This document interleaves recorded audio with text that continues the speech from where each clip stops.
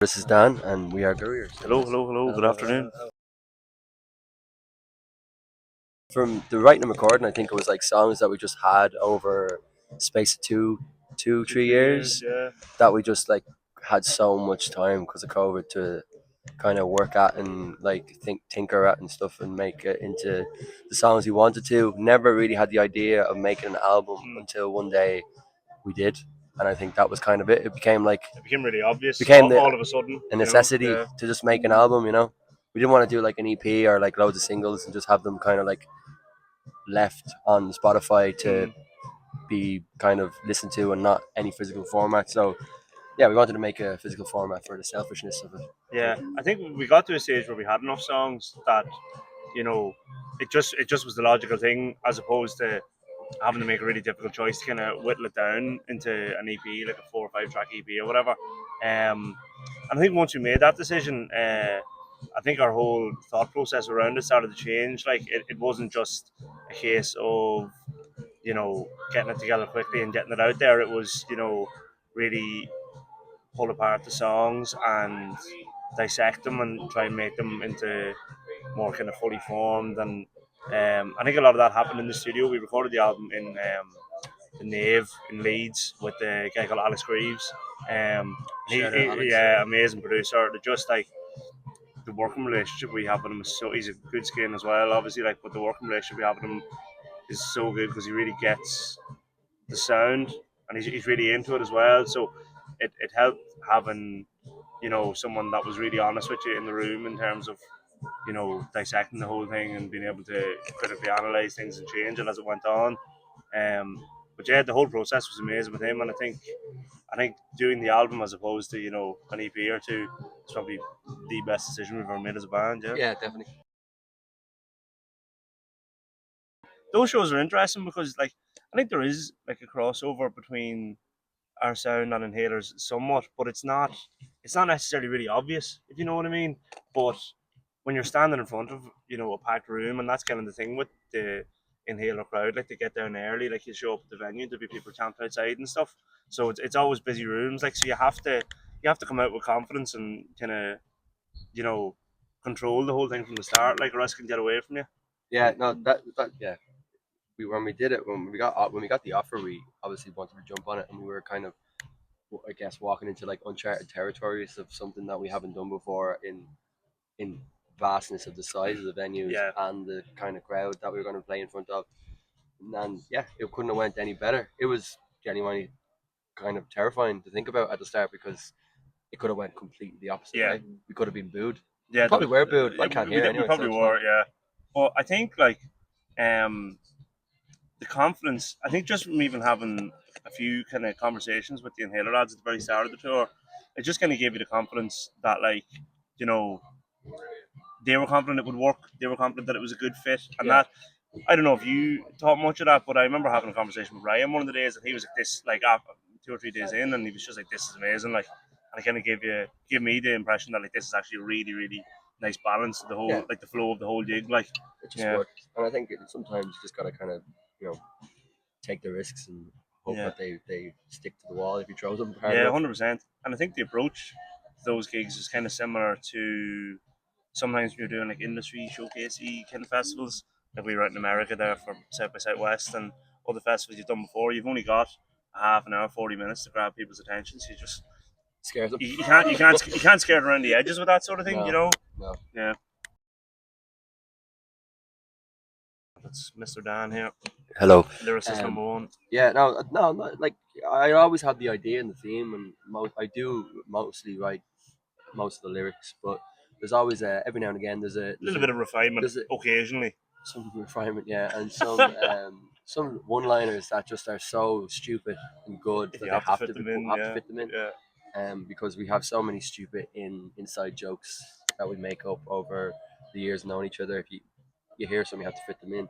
But for me, yeah, the lyrics have always been something that I've I've always done even since school, kind of writing poems in school when I should have been learning how to speak my actual language of Irish, or even trying to do German and French. I didn't. I just did write poems in the back of yeah. the class. So yeah, I've always kind of just like rhyming words together and making things and stories and stuff. So it's nice to do it with loud, obnoxious music. Yeah, I don't want to give you too much of a compliment here, but I think his approach to like how he brings lyrics to the process is like he'll always kind of be melody first and kind of flick through notes or whatever and like not shoehorn stuff in, but kind of backwards fit the lyrics and the themes So and many stuff. notes. So well, there'll always be a conversation at the start. Like the song will be a little bit more fully formed than like just starting from a lyric or like a lyrical idea and kind of evolving from there. It'll kind of be fitting the lyrics in after once there's a bit of work done, and we'll always have a conversation about like you know what does the song feel like, and how does that link in with whatever themes you're thinking works. So like Yeah, as much as that is your thing, there's an openness there for yeah. collaborative Yo, kind of all the time. thinking on the Yeah, whole big thing, time. and that's I'm great not throughout the whole precious. I'm not process. precious Yeah, with anything. that's exactly I think that's that we're it's a lot better none. way of putting it than me Yeah. fucking waffling through what I just said. Yeah, None of us are precious of how we work, and we're all up for critiquing each other. So yeah, it's good. That's collaborative. If it anything. is. Yeah, yeah, Yeah, definitely. There's that same kind of openness to like presenting an idea, and it could be shot down, or you develop it a bit, and it just doesn't really go where you thought it might. And sometimes you have to. There's due diligence with the whole thing. Sometimes you have to kind of go through a lot of it to know, right, this isn't going anywhere, we'll get rid of it. And there definitely is that whole yeah, openness. And even like you don't play, you know, guitar, you don't play an instrument in the band, you just sing. Like Dan's input is as much as any of the rest of us, in terms of if you don't like something, we'll say it, or if you really like something, you'll say it. And it's the word is out now. I'm talentless. no, I wouldn't say that.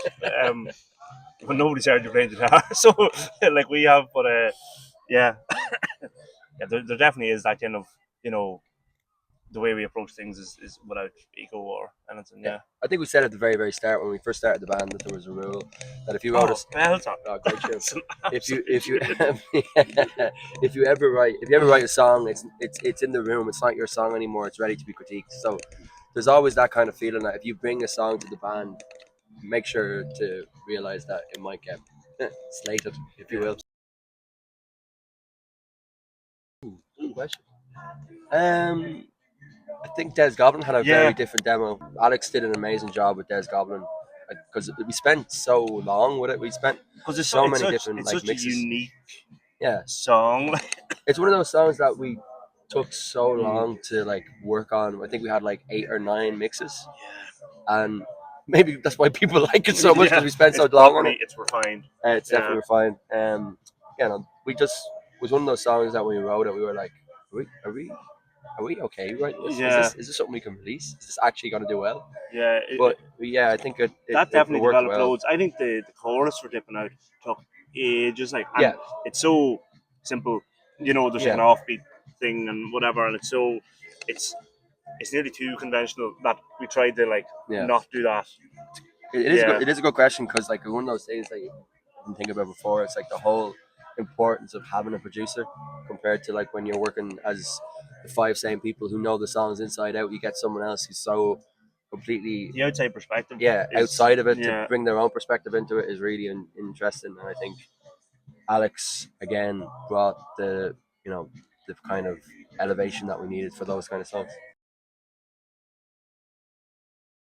Yeah, I think it's one of the strongest music scenes in recent years. yeah. It's amazing. At the minute, it's It incredible. Like reminds me of the '90s in Manchester. It reminds me of the '80s in like California, San Francisco, hardcore kind of um, indie scene.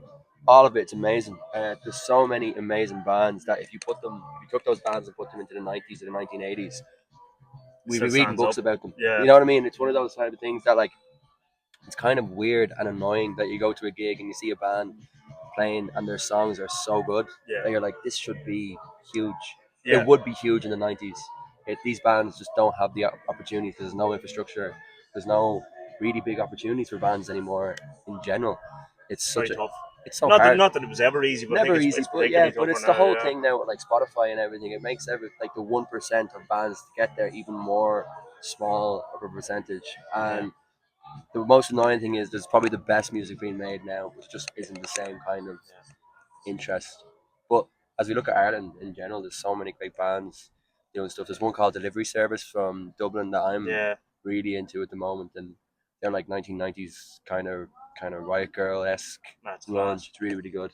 Hope we get But them it's over here. all the time. There's new bands, and it's the way the scene operates is that like everyone kind of knows each other because like Ireland's small, and you know you might meet someone once or twice, but you know their band and you know what their crack is. Like It's definitely not might. It's no, yes, you will meet them. but it's like everyone's so supportive of each other. Everybody Yeah, wants to do well, but not to the detriment of other bands. Like yeah.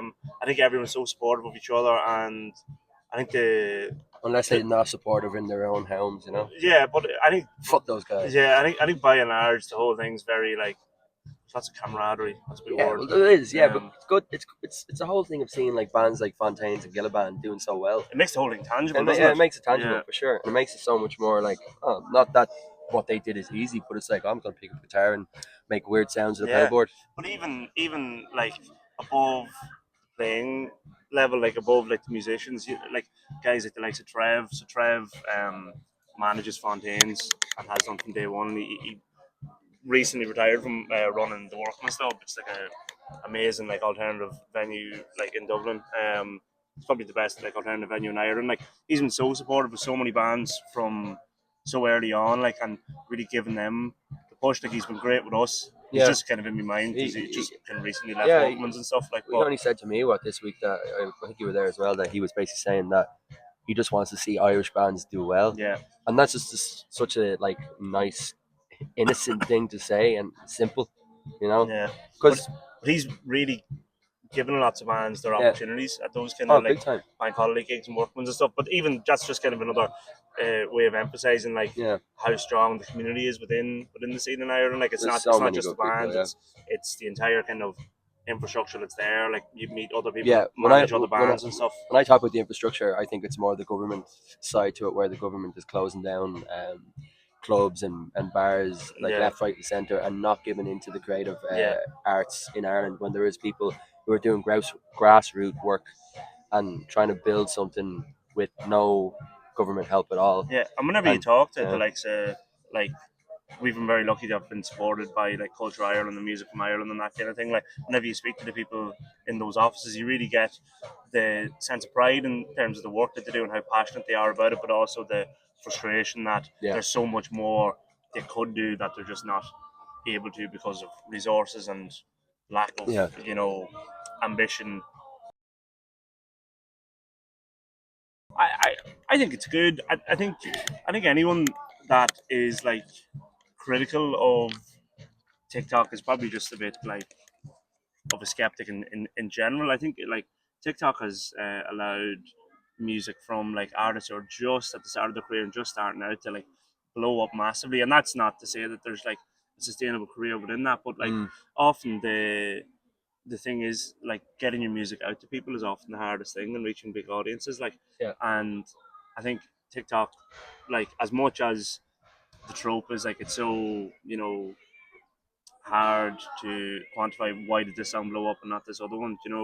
I think there is like a strategy to it, yeah, but also like it's given some older music like a real kind of second yeah. wind and stuff. You look at bands like Slowdive, who like actually I don't think have a TikTok account. They do, yeah, Yeah, yeah, yeah. like, but like so It's we've not run by them though. yeah like we've looked at this like and it's like their music's like so big or was big probably like what like 2 years ago like Yeah, and like that's amazing. Like that music reached so many like yeah. young people that otherwise probably wouldn't have heard it. Like, Which, and it yeah, also kind of transcends like what kind of genres you're into and what you're really yeah, big into. time. Like, I hear loads of mad stuff on TikTok, and I'm like, oh, that's class. Like, I would never find otherwise. It's an interesting like medium from when the before TikTok. Obviously, there was like the felt people felt like there was a death of music because Spotify was destroying artists' opportunities to make money and everything like that. But now TikTok kind of seems like this almost like golden ticket for a lot of artists 100%. to get this opportunity that seemed to be So lost yeah, yeah, because of the way digital and streaming kind of came in. But I think it's great. It's great for some artists. Like there's a guy called Moyo from Dublin. Dublin, yeah, He has an amazing song kind of like Tame Impala meets like Denzel Curry in a way, and it's just really really Released cool. like 2 years ago. Released it Blew up released like it two before years Christmas. ago, Yeah, and then brought out like kind of like a version of him singing it in his kitchen, yeah. and it just blew up. And now he's Amazing, like. playing gigs all over America, and I think got signed to the big label and stuff. So yeah, shout out to Moyo. Yeah, it's just, but not only that, like idea of a second wind for older songs, but stuff. Often you can release something and maybe it doesn't do. Well, it's happened to us before. You release something and it doesn't get that immediate kind of, Stream top of the bill. yeah, yeah. But you don't get that immediate kind of gratification from it. So I think with that there's a real opportunity that like just keep plugging away and you Yeah. know the opportunities will come like with that sort of thing. Yeah, definitely. Ooh, that's a good question. I would actually probably say yeah. Feel pressure from Yeah, us? no, but I think just because it's such in vogue thing at the minute, it's almost as if like we've had conversations like about other bands that it's like or another kind of artist that you feel sometimes that it's like oh that's such a cool idea like I wish we had spoken about that that kind of way. Yeah. I would say yeah because it's really in vogue at the minute and not that it's you have to jump on it but there's a sense that including that sort of stuff is more gives it more of an authentic kind of feel to the whole thing. I think that was for me anyway. The reason why I sing with an Irish accent, well, not an Irish accent, my accent, is like more to do with that kind of authenticity that is there. Because when I was in other bands over the years, I'd sing with like this kind of, it's like transatlantic kind of, Oh yeah, not and real so many people American did accent, and like so yeah many bands in Ireland did that, and everything sounded far away from what the artist wanted to be. It felt like they were trying to be someone else, like an actor. And for me, it kind of came from like bands like look at Fontaine's Killer Band, but then there's other bands from the '90s like Whipping Whipping Boy, Boy and like even Curb Dog and stuff. Curve Dog and Yeah, A House and all those kind of amazing bands. And then I realized I was like, okay, I want to sing this with my actual accent. yeah. And then it don't know what it felt like, comfort or something. It was like a connection that was like I felt like, don't mind the analogy, but like a piece of the puzzle was finished, like Quite the comparison. Yeah. Yeah. I've had a couple of good conversations with a good friend of ours, good friend of the band, Mango. He's like an Irish hip hop artist, rapper, really good rapper, like really all around great guy. I had a couple of conversations with him about like he was doing kind of grime stuff for a while around the time that was really big. But doing that, like he's a really thick, like deep voice, so I have a really thick like, Dublin. North Side Dublin accent, like. And he was like, "But why would I try and sound like I'm from anywhere else? Well, this is where I'm from, and that's part of that whole thing in a lot of hip hop that it's like kind of wearing where you are as like or where you're from as like a badge of honor, like. And I remember having a couple of conversations. This is probably what's it 10 years ago, like talking about this, like, Yeah. and just it totally changed my perception on it that like not all rappers had to sound American, and then whenever like grime and this whole like South London thing was happening, not all like artists in that space had to sound like they were from South London. So I think They're just sounding like where they're from. yeah, but all those barriers Yeah. are totally removed. Yeah, now. it's great. It's fantastic, like, and there's a real sense of pride in like sounding like yourself. Ooh. Can't be an obvious one here. The Rap by the Walkman. Oh yeah. I think that's a good one. I only listened to that like yesterday. It's the only reason I picked that one. The Rap by the Walkman, or ooh, Jesus, something by Dive. I think would be cool. I think something by like Model Actress. Model, yeah, That it's a good one. Mosquito tune. Mosquito, Yeah. Jesus, I think that could be cool. that could be that's kind of like close call. Yeah, Something when you think of like top of the bill and comparing that to like old kind of original first wave post punk, yeah, something by The Wire or something by something the as well. Wire or Yeah, the Fall or something. yeah, The Yeah, Fall, definitely The Fall. That's a really good question. It's always for me, Kate Bush, just so I can watch her every night. that's a selfish answer, but Yeah. I don't hate That's what I said for me. it. Wouldn't even play with her. You'd be like, you are not supporting this band. I would say if you could do it at a certain time period, I would. Oh, their name's totally gone out of my head. Fugazi. Yeah, I'll actually agree with that one. I'll take that that'd one. be Yeah. ridiculous. Fugazi, Black Flag, Gurriers. I want to play with Fugazi in that like basketball court. Oh You know yeah, your yeah, man's like yeah, yeah. hanging out the hoop and all. Yeah. Yesterday when Yesterday was nice. someone had Charlie's name written on a pair of sunglasses, Yeah. that was pretty cool.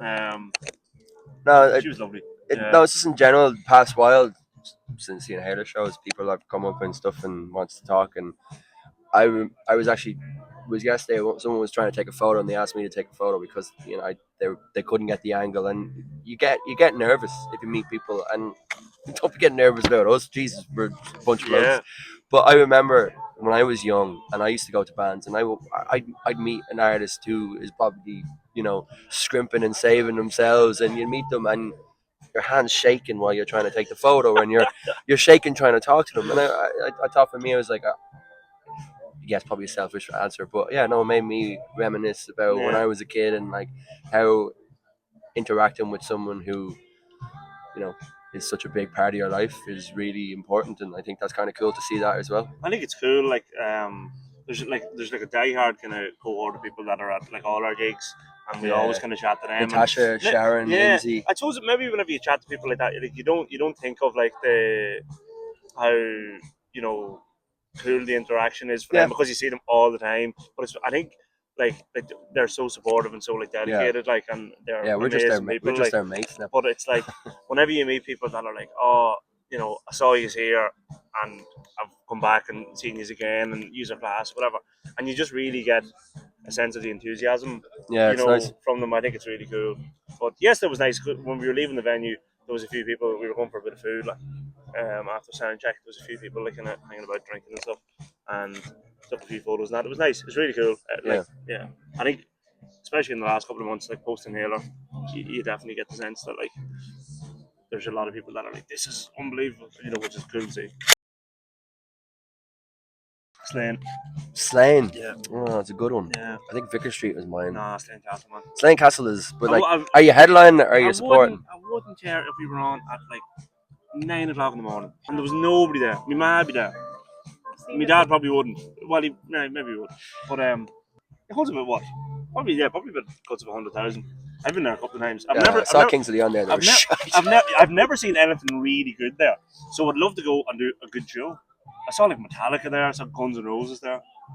I saw Eminem there. Oh When I wow. was 17, yeah. I say yeah. And there Well, was a guy beatboxing on before him. It was the most 2013 you know, thing I've you know what, lovely. ever We'll seen. get we'll get you to Slane one day. Yeah, man. Just write songs that are better. Slaying. Us and you too. Oh God, you too and yours. I think yeah, mine is Vicar Street, which is probably a little bit easier to achieve. Yep. Yeah, it's one of my favorite venues growing up. I was always in awe with it when I was going there as a kid. I've seen so many cool bands that I've gone with my partner over the years as well. So it's always been like a special place in my heart, and to actually even play on the stage one day would be surreal and Yeah, be cool. a lot of drinks We should do it. afterwards. I think it's Des Goblin. I think it's one of those ones where it's like if you haven't got the people in the first two songs, you kind of get them after Yeah, Des Goblin. yeah. It's a danceable song. It's a fun song. It's a song you can wash in and you can kind of enjoy different kinds of moments in it. But yeah, it's a fun tune. No, I won't disagree. Yes. Yeah, that's a good answer.